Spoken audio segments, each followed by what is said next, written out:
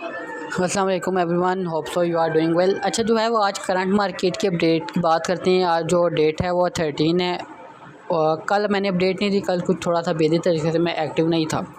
अभी अगर current market की अपडेट करें तो बिटकॉइन जो है वो स्टेबल है और जो हमारे पास ऑल्ट कॉइन में उनमें जो है वो अच्छा मोमेंटम आ रहा है।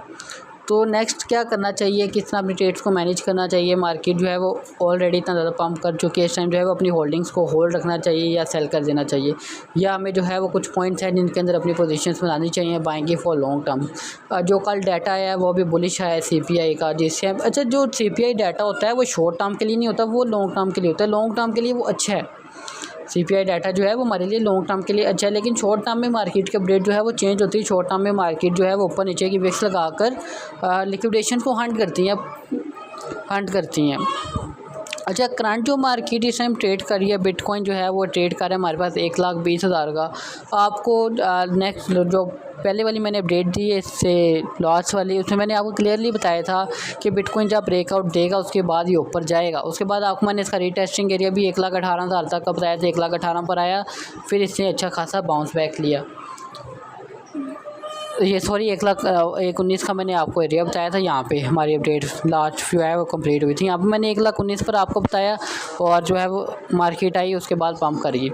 और जो ब्लैक रॉक है, ब्लैक रॉक का भी मैंने आपको बताया था, ये सेल नहीं कर रहे, ये होल्ड कर रहे हैं। जब ये सेल करेंगे तब जो है वो कुछ मार्केट में सेलिंग देखने को मिलेगी। इस टाइम जो है वो मार्केट में क्या है कि बिटकॉइन स्टॉक है। जब बिटकॉइन हमारे पास स्टेबल होता है, जब स्टॉक होता है, ऑल्ट्स में अच्छा मोमेंटम आता है। साथ अच्छी बात यह है कि इथेरियम जो है वो अपना ऑल टाइम हाई लगाने के पास है। अब ये देखें, एक हमारी टीपी भी हिट हुई है जो सी मैंने आपको बताई थी, ये फ्री ट्रेड थी। ये भी मैंने आपके सामने चार्ट ओपन किया और हमारी एक टीपी जो है वो हिट है। और अगर उसको हम देखें तो इसमें 32% का मूव जो है वो इथेरियम में से ऑलमोस्ट हमने क्रैप। ये सारी की सारी फ्री ट्रेड्स मैंने आपको दी हुई हैं। और जो है ये अभी करंट बिटकॉइन के सॉरी अगर इथेरियम के आपको एनालिसिस करवाऊँ, मैं एनालिसिस करके देता हूँ आपको और बताता हूँ कि इथेरियम में नेक्स्ट आप क्या करें। जो इथेरियम जो है वो अभी फ़िलहाल ट्रेड कर रहा है ऑलमोस्ट अपने रेजिस्टेंस एरिया के पास। ये बहुत ज़्यादा स्ट्रॉन्ग एरिया है, एक रेजिस्टेंस का ना बहुत स्ट्रॉन्ग रेजिस्टेंस है। ये वाला एक जोन है।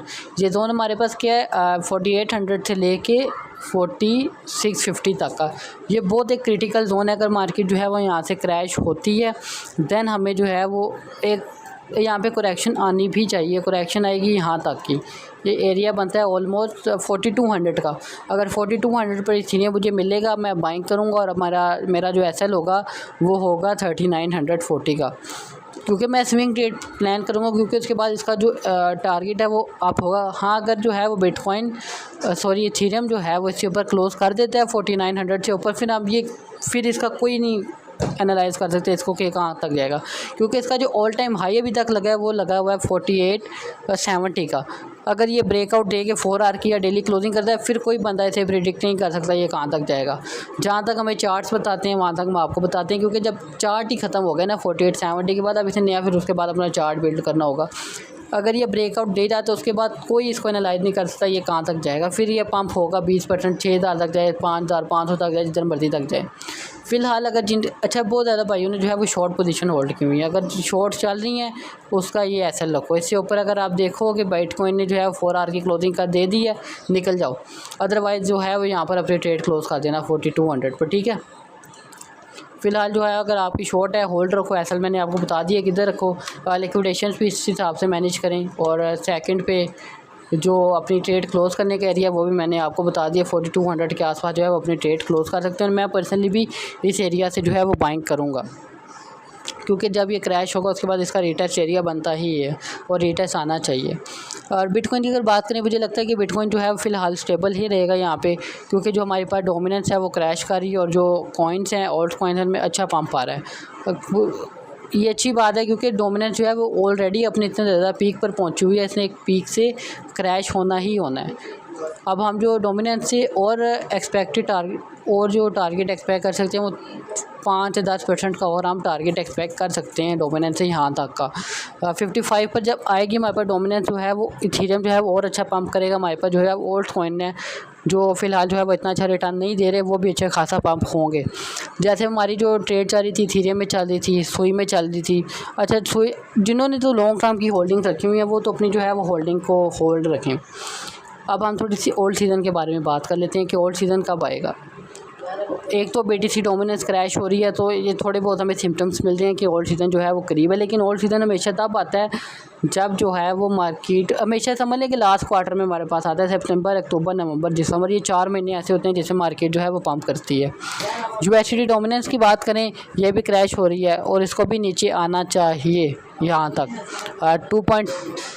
3.66 के समथिंग यहाँ तक मार्केट आनी चाहिए। उसके बाद जो है मार्केट में थोड़ी बहुत करेक्शन आनी चाहिए। एक चीज़ आपने हमेशा याद रखनी है, जब मार्केट जो है वो अप ट्रेंड में होती है तो अप ट्रेंड में हर एक डिप जो है वो एक बाइंग अपॉर्चुनिटी होती है। हमने हर डिप में बाइंग करनी होती है, हर डिप में हमने लॉन्ग्स ओपन करनी होती हैं।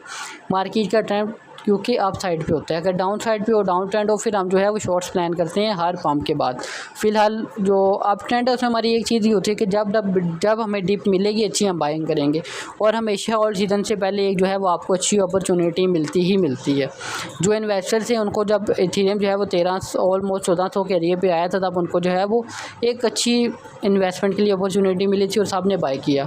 अभी करंट चार्ट के एनालिसिस मैंने सब जो है वो इथेरियम में स्टॉक हैं या बिटकॉइन में स्टॉक है। सोलाना की बात कर लें, सोल भी जो है वो बहुत ज़्यादा लोगों ने शॉर्ट किया हुआ है, लेकिन सोलाना शॉर्ट करने का भी फ़िलहाल ये एरिया नहीं है, क्योंकि सोल भी ऑलमोस्ट जो है वो अपने ऑल टाइम हाई के आसपास ही चल रहा है।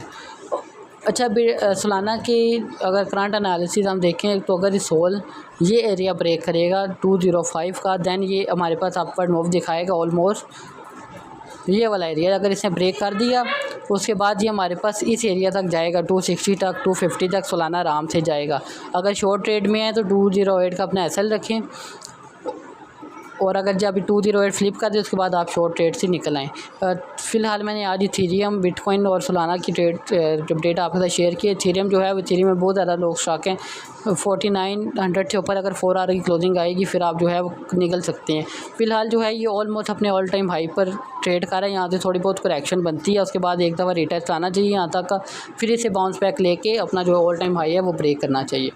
अगर हम कॉइन मार्केट कैप पर जाके फेयर एंड ग्रेड देखें कि लोग जो है वो कितने लालची हैं और कितने जो है वो डरे हुए हैं, तो इसमें क्या है कि इस टाइम जो है वो 68% तक लोग जो है वो लालच कर रहे हैं, 63% तक, सॉरी। अगर 52, अच्छा इसमें जब आप देखेंगे ना हिस्टोरिकल जो डाटा है उसमें जब 60 से अबव होती है ना ये रेशियो हमारे पास, तो लोग जो है वो लालच में होते हैं। और जब ये 52 पे होती है ऑलमोस्ट जो है वो लोग न्यूट्रल होते हैं, ना फियर में होते हैं ना ग्रेड में होते हैं।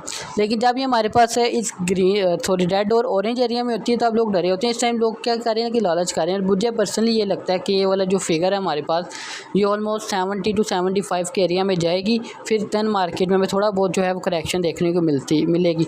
अच्छा, जब मार्केट जो है वो थोड़ा बहुत डंप करती है इतने ज़्यादा पंप लेने के बाद, तो वो क्रैश नहीं होता, वो करेक्शन होती है, वो एक हेल्दी करेक्शन होती है। वो इसलिए करेक्शन आती है ताकि मार्केट जो है वो अपना एक और अच्छा जो है मूव हमें दिखाए। नेक्स्ट अगर हम जाके बिटकॉइन की लिक्विडेशन देखें, बिटकॉइन तो स्टॉक है इस टाइम बिटकॉइन जो है वो कुछ अच्छा खास वॉल्यूम नहीं है, क्योंकि और अच्छे खासे पंप करें। ऑलमोस्ट 1,21,000 पे जो है वो लिक्विडेशन पड़ी हुई है अप साइड पे बिटकॉइन की। इस टाइम जो है वो लोग बिटकॉइन में ट्रेड भी नहीं कर रहे, 90% लोग जो है वो बिटकॉइन से इस टाइम निकल चुके हैं, वो ट्रेड नहीं कर रहे। सिर्फ और सिर्फ जो इन्वेस्टर है वो भी ट्रेड इस टाइम जो है वो ओल्ड कॉइन में और इथेरियम में कर रहे हैं, क्योंकि जो बिटकॉइन है वो इस टाइम ओवर वैल्यू हो चुका है। जब क्रिप्टो में कोई भी चीज़ ओवर वैल्यू होती है उसके बाद मनी रोटेशन होती है, जैसे बिटकॉइन के बाद अब इथेरियम में हो रही है। इथेरियम जब एक फर्दर पॉइंट पे चला जाएगा, जब अपना ऑल टाइम हाई लगा लेगा, जब ये भी लगेगा कि अभी ओवर वैल्यू हो गया, तब आपके पास जो पैसे हैं वो आएंगे उसके अंदर ओल्ड कॉइन में, तब हमारे जो ओल्ड कॉइन है वो पंप होंगे।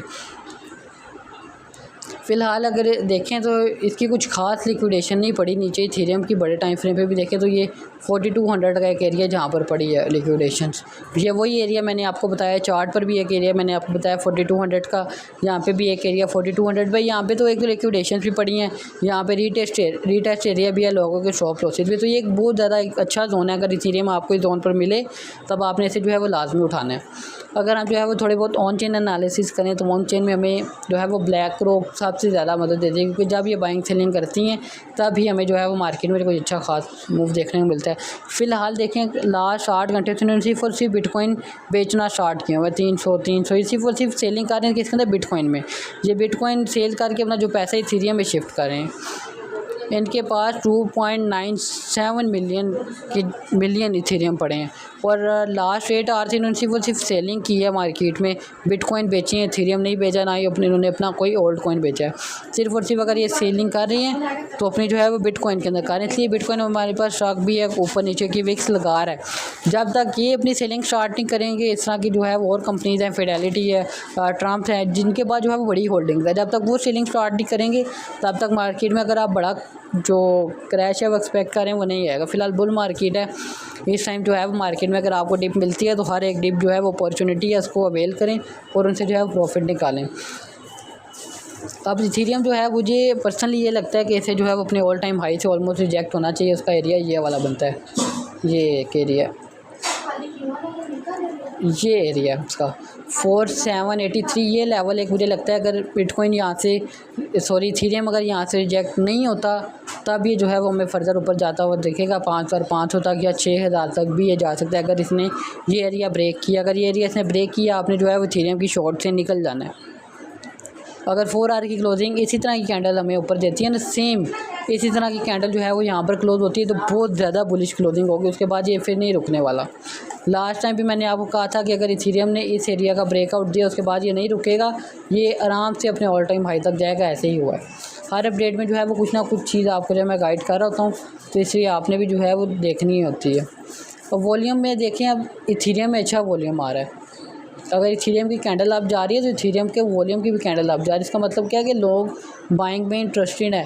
अब बिटकॉइन की जो कैंडल है वो तो ऊपर जा रही है लेकिन उसका वॉल्यूम नहीं ऊपर जा रहा है। देखें बिटकॉइन में वॉल्यूम ऊपर जा ही नहीं रहा, सिर्फ और सिर्फ जो है वो कैंडल ही अब जा रही है। लोग बिटकॉइन खरीदने में इस टाइम इंटरेस्टेड नहीं है, लोग सिर्फ और सिर्फ इथेरियम इस टाइम खरीदने में इंटरेस्टेड है। बाकी अगर किसी की कोई ट्रेड वगैरह स्टार्ट किया है तो